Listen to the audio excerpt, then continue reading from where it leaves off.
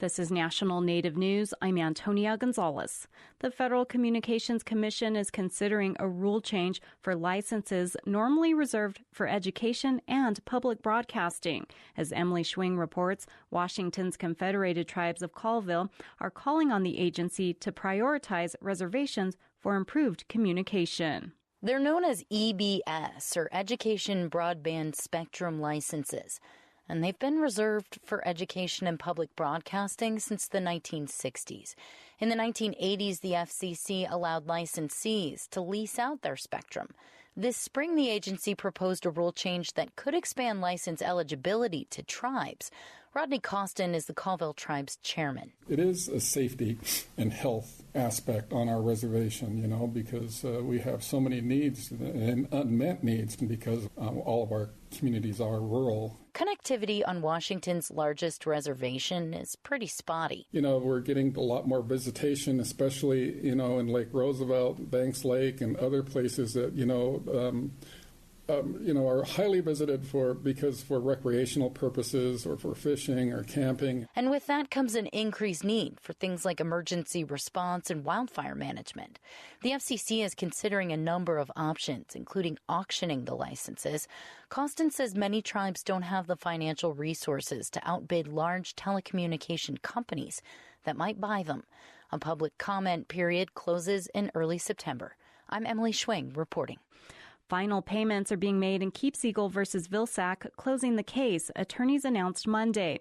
The class action lawsuit was filed in 1999 for Native farmers and ranchers. A $760 million settlement was reached in 2011, but payments issued in the initial rounds of claims in 2012 left about $380 million unclaimed. Remaining legal hurdles have been cleared over the distribution of the remaining funds.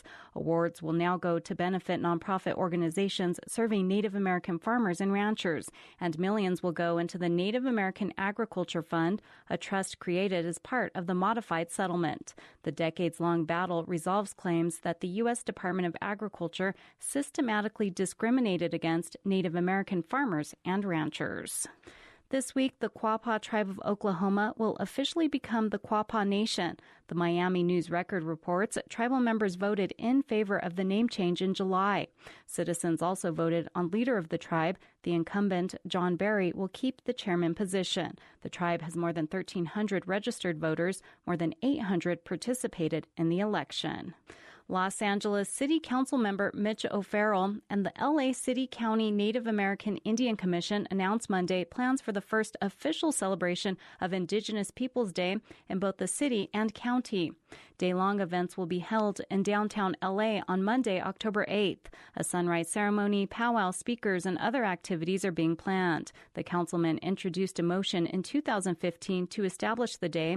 After a number of hearings with the Native American and Italian American communities, the City Council voted in 2017 to establish Indigenous Peoples Day on the second Monday in October. Cities across the U.S. have moved to replace the federal Columbus Day holiday with Indigenous Peoples Day. Navajo Code Talkers are being honored with a tribal holiday.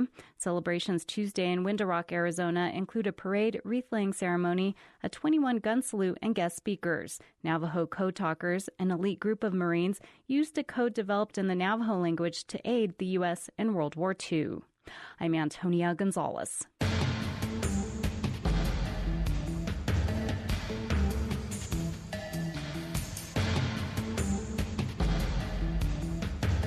National Native News is produced at the Annenberg National Native Voice Studios by Kawanak Broadcast Corporation. Funding is by Odawi Law Group, provider of Indian law solutions, and by the Corporation for Public Broadcasting, with support from the Public Radio Satellite System. Support by the law offices of Sonosky, Chambers, Saxe, Miller, and Monkman, a national tribal rights law firm with offices in Washington, D.C., New Mexico, California, and Alaska, and online at www.sonosky.com. Support for law and justice-related programming provided by Hobbs, Strauss, Dean & Walker, LLP, a national law firm dedicated to promoting and defending tribal rights for more than 30 years. More information available at hobbsstrauss.com.